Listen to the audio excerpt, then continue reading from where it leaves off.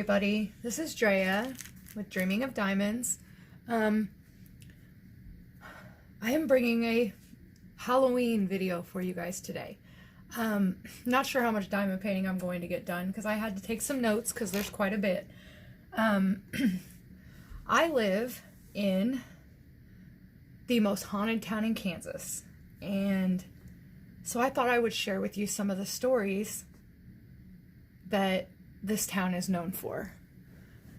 Okay, let me get some drills out here.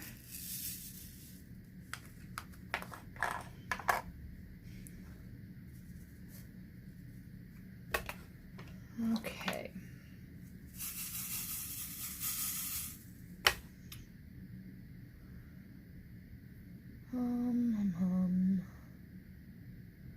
Alrighty. I think we will get started. Alright. Since it's about Halloween, and I live in the most haunted town in Kansas, I'm going to share some of the stories with you, like I said. The town I live in is Atchison, Kansas, once again. We will start with some of the smaller stories and then move on to the ones that this town is really, really known for. Alright. The first home I'm going to talk about is the True Blood home. When an elderly school teacher named Nellie Trueblood passed away in her beloved home, she left behind a legacy and herself. Legend has it that True Blood still resides in her old home and can be seen in the form of a large, gleaming ball of light. That is one. Some of these first ones are just little shorter stories. Some of the ones I get into here in a little bit, they're going to take a little bit longer to tell about. And some of you may have even heard about them because they are pretty well known. All right, let's see here. The next one is Benedictine College. The Benedictine College is here in town. It is a Catholic school. And apparently Catholic schools are not even safe from hauntings. The good news, however, is it is reported paranormal activity out at Benedictine is that of deceased monks who only want to keep an eye on the place and everyone there. Still kind of creepy if you ask me. All right. The next one is the Santa Fe Depot here in town. It's kind of the place where you can go and get info about the town and stuff like that. So it is known at the Santa Fe Depot that Hangman Bill is a former railroad worker who was killed by falling cargo from a train car. To this day, staff at the old depot report hearing sounds of footsteps overhead, which is unexplainable given there is no second story. Excuse me, need a vape.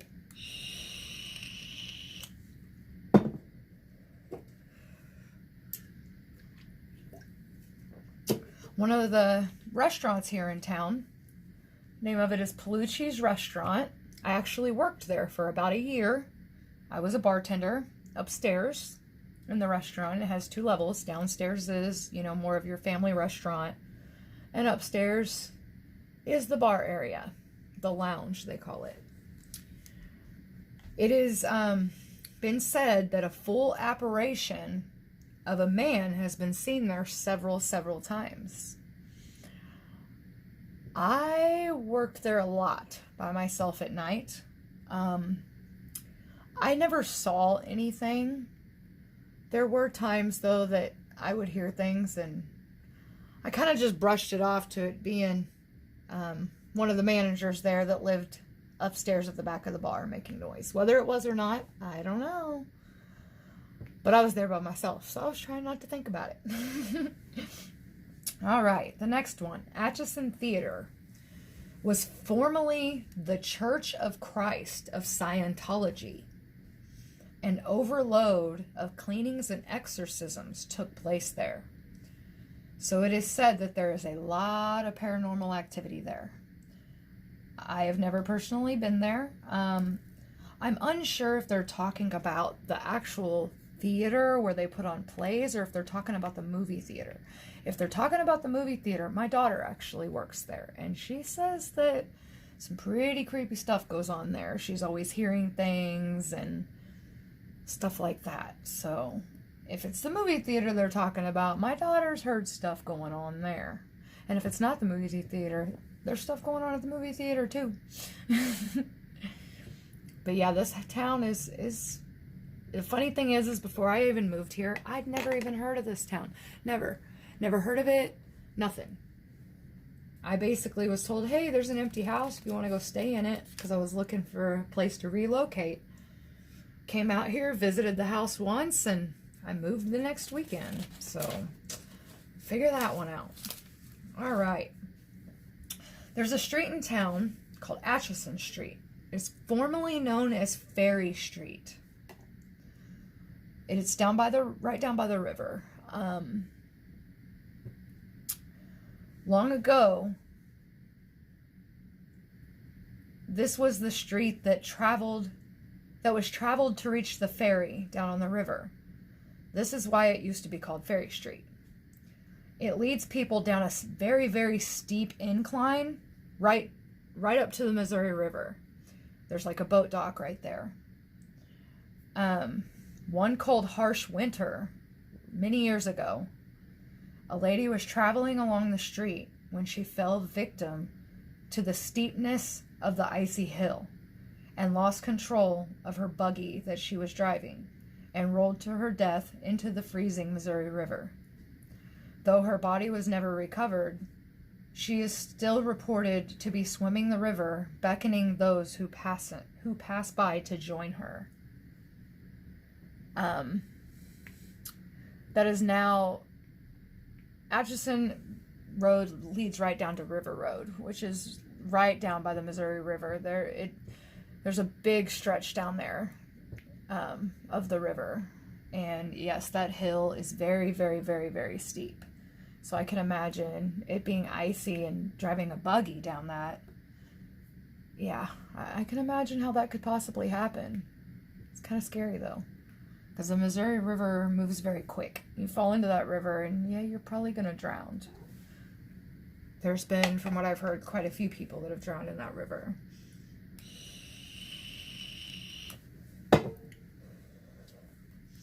All right. Yes, I vape. I know all the bad things, but you know what? I smoked cigarettes for 24 years, and since I've started vaping about 5 months ago, I can breathe better. I taste food better. I would never go back to cigarettes. Ever, ever. All right. We're not here to talk about that. Okay. This is a little bit, there's about these are like the main 3 or 4 homes that this town is known for. All right. The home on Riverview. And I'm going to kind of read you this story because I kind of wrote it down because I didn't want to leave anything out because there's quite a bit. The home on Riverview. A ghost seems to make its home in the attic. The ghost is believed to be a woman who likes to keep the windows open and her room very neat. When new owners moved into the old home, they found it to be already furnished and decorated, but not to their liking. After removing the pictures from the walls, wrapping them and moving them to the basement, they went to bed and woke up the next morning to find the pictures unpacked and hung in their original spots. That would freak me out a lot. There are several other paranormal activities that go on in this home. Like, for instance, when people come to visit the home, they take the luggage and they put it up at the top of the stairs. Well, the ghost seems to not like the luggage there because unexpectedly and for no reason at all, the luggage appears back on the first floor. Some other very common things that have known to happen in this home is TVs to turn off and on by themselves, and for the volume to be turned up at a very uncomfortable level. And that also happens on radios, where the volume has been turned up extremely loud. Lights are also known to turn off and on their own, And an elderly woman has been seen more than once in the home, and she is very territorial when it comes to the area in the attic. Okay, this is one of the homes that does offer walkthrough tours, and you can actually rent it for up to 15 people for overnight.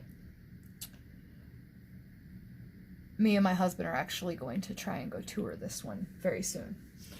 All right, it is called the Manchester Villa. There are many theories about why the Manchester Villa is haunted. One is about Goldie. She was one of the owners who died in a rocking chair. And the chair is still sitting in the exact same spot today. People have seen this chair rocking back and forth on its own. Goldie is one of the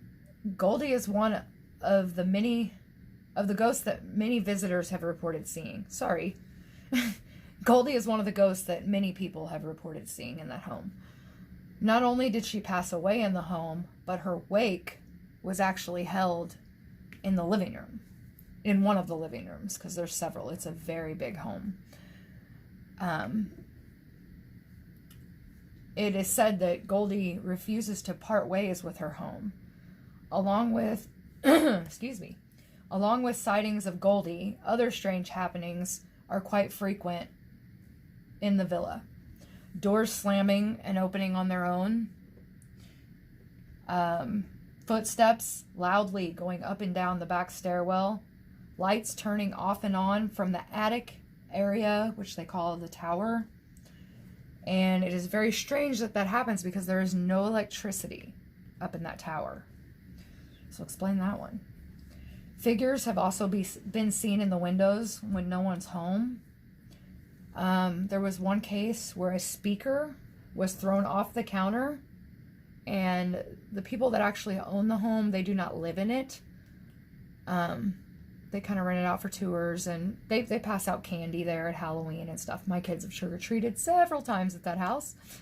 But there was an incident where the owners were there and a speaker was thrown off the counter, and they saw boxes moving right in front of their face. Also, dramatic changes in temperatures have happened in the home and been reported. Both females and males' voices have been heard in several rooms on the second floor. As of now, there are 9 documented deaths of natural causes that happened in that home, and 1 suicide. So a lot of people kind of holding on to that home still. This next home is one of the first ones I heard about.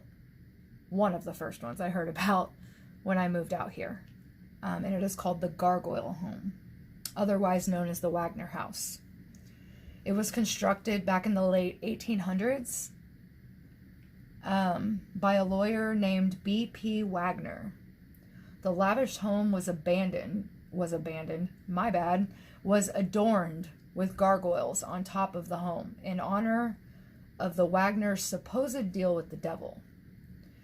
Since the death of Wagner, several strange occurrences have happened in the home. One is including the sudden death of a later homeowner who tried removing the gargoyles from the top of the house. He fell to his death. It is said that anybody that has tried to remove those gargoyles from the top of the home has either fallen to their death or died later. Both the Travel Channel and Kansas City Ghostbusters have come to the home, and they both have said they did record a presence in the home. All right. These last 2 are the main 2. The last one, if you've heard of Atchison, Kansas, you've heard of the last home. All right. Molly's Hollow. There's a really large park at the back of town. It's called Jackson Park, and it is known to be the home of Molly. Molly is a woman who was found hanging from a tree in the park the morning after her prom. Some say that Molly still haunts Jackson Park to this day. Supposedly, if you go really deep down into the park, like if you drive in there, there's these twisty, windy turns that lead you down to the bottom of the park. And that is where Molly's Hollow is. And it is said that if you go to the lowest level around midnight, the saying goes, if you scream her name into the darkness, she will scream back. It has also been said that if you go into Jackson Park around midnight and sit and listen and watch, that you could possibly see her shadow walking through the park and hear her moans and screams. The tree she was hanging from is gone, and the hollow is filled, but the legend and screams still continue in that park. The way I heard about that one actually was my daughter came home from school. I want to say she was in middle school, and she told me about that. There's several different variations of the story. I've heard that she was a slave and spent too much time with her master, and her life was taken for that.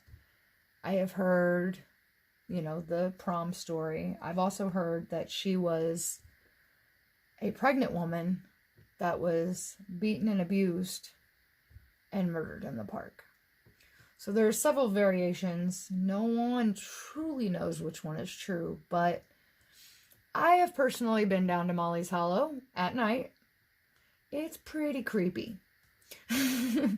I would not go alone, I'll tell you that right now.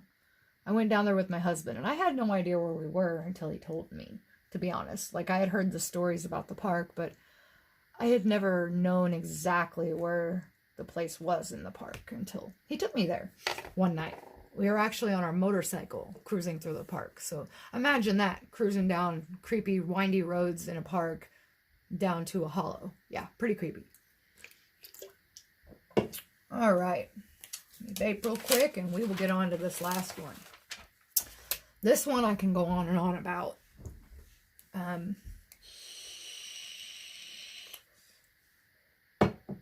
Again, like I said, if you've heard of Atchison and you've heard that this is the hauntedest town in North America, or they say this house is the most haunted house in North America. It is the most haunted house, and this is the most haunted town in Kansas. The Sally House. This is the house this town is really known for. This house was named for a 6-year-old little girl who was brought to the home years ago in the middle of the night by her mother. In this home was a doctor. The doctor, owned this home and lived here and practiced out of this home. The mother showed up and she was like, please help my daughter. I don't know what's wrong with her. Please help her. And the doctor laid her up on the exam table, pressed on her tummy, and he goes, she has appendicitis. She needs surgery now. So the doctor proceeded to set up his tools and, prepare for surgery. In the meantime of him setting everything up, trying to be quick, he knocked the liquid to sedate her off the table. And he was forced to perform the surgery with her awake. It is said, excuse me, she did not survive the horrible, horrible surgery. And it is said that her angry spirit haunts the home. Sally believes she was tortured by the doctor, and she seeks revenge on all men who enter that home. There was a family that lived there. The last family that lived there is the Pickmans. And they still live in town. They just don't live in that house anymore. My husband actually knew them. But they lived in the house for a while. And strange things kept happening while they lived in that house. Things like one night they were in the living room, and the husband ran upstairs and he saw all the stuffed animals in the nursery were sitting in a circle on the floor. And he ran downstairs and he asked his wife, he's like, why did you put the stuffed animals like that on the floor? And she's like, what? She's like, I didn't do that. So they went upstairs, and sure enough, they're there. So they put them back on the shelves where they were to begin with, and came back up later, and they were back on the floor in that circle. There was also another incident where a teddy bear had flames shooting out of the top of its head. The Pickmans had a medium friend of theirs come, walk the house for them. They wanted help, but they didn't want to say anything because it is a small town. And they didn't want to end up on TV and in the media, and which eventually happened anyway. But it seems like each time they had a medium come, the attacks on Mr. Pickman got worse. He had already been scratched a couple times by the spirit that was in the home. And each time they brought a medium or investigators into the home, the attacks got worse, to the point that his body, it looked like a battleground. It was horrible. He had lots and lots of scratches all over his body. Okay, let me look at my notes here, make sure I'm not forgetting anything. They finally moved out of the home because there was an incident. Things just kept getting worse and worse. And he remembered one morning he woke up and he was just watching his wife, just watching her every single move. And the only thought going through his head is how he wanted to hurt her. He wanted to stab her. So they very quickly packed up everything and got out of that house.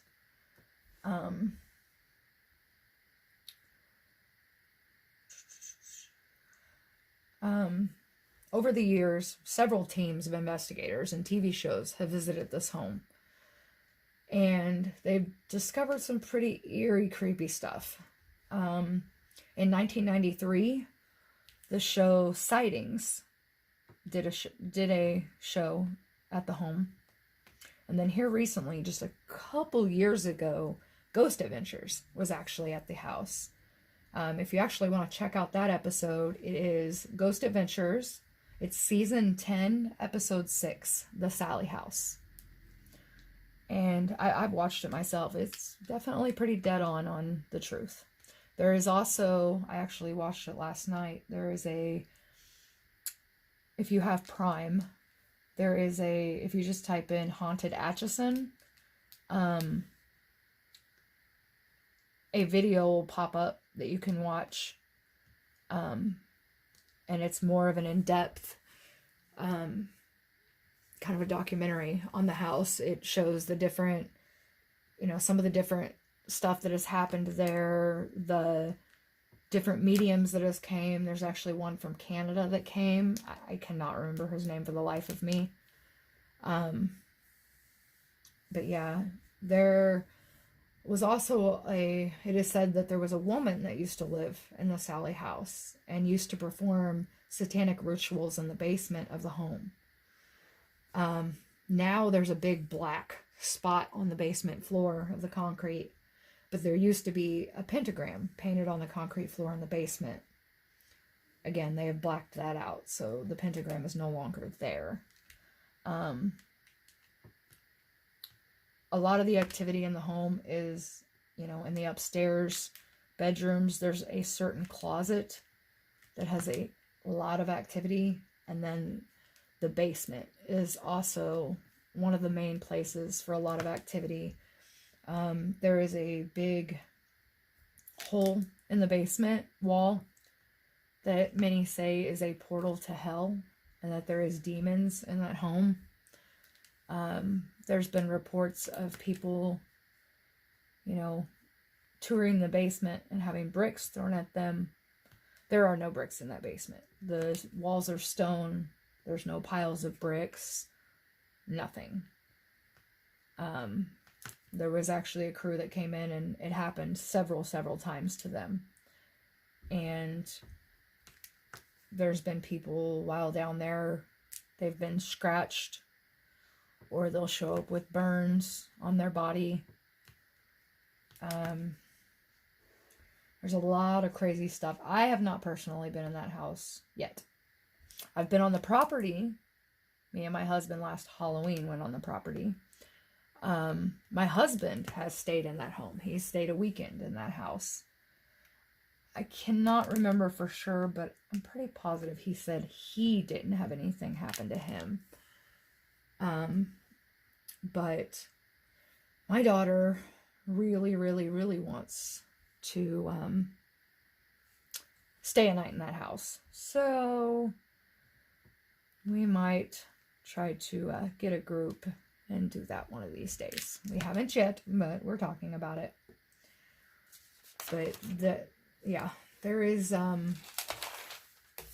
lot of history on that house. That is the main house that most people come to this town to see. Nobody lives in that house now, and I don't advise anybody live in that house. There's obviously some evil in that home. But yeah. Again, this is supposed to be the most haunted town in Kansas. During Halloween time, they offer things like haunted trolley tours, haunted coach tours, cemetery walking tours. They do actual walking tours of the town where they take you around to the different haunted sites in town. The trolley tour kind of does the same thing, but you get more up close and personal to the homes when you do the walking tour. They also have things like murder mystery dinners. They have different mediums that come to town, and they do, group medium sessions that you can purchase tickets for. There's a lot of, most of it's done around Halloween, but they do have, I think it's one day a month during the summer where you can take the haunted trolley tours as well. Believe it or not, I've lived here for 8 years and I've yet to do any of it. My husband was raised right outside of town, and I don't even know that he's done any of it except for staying at the Sally house. But I think when he did that, somebody he knew either owned it or lived there or something. And so yeah, we're talking about definitely doing that next year, because I'd like to. I think it'd be neat. But that's about all I got for you guys. I hope you enjoyed Atchison story time. If you have any questions about the town, or you want any more in-depth information, feel free to contact me and I will find out whatever I can for you. There is a website called, I think it's Haunted Atchison, and there's also a book that's I think it's called The Collected Stories, Haunted Stories of Atchison or something. So yeah, there's several. If you Google Atchison, Kansas, all this haunted stuff's gonna come up. There's many more stories that I did not even include. There's stories that are not even documented. But yeah, that's my town. Well, I hope you guys all have a happy Halloween, and I will see you guys later. Thank you for watching my video. If you enjoyed it, please like, and if you want to see more of my videos, subscribe, hit the bell so you'll know when I upload them. Sorry guys, I'm a little scatterbrained today, but have a good night, afternoon. I will see you guys later. Goodbye. Hey everybody, I forgot to tell you one thing. My plan is to start going live on Tuesday nights at 9 p.m. my time, which is Central. 9 p.m. Central Standard Time. I'm not good at figuring out everybody else's times, but that's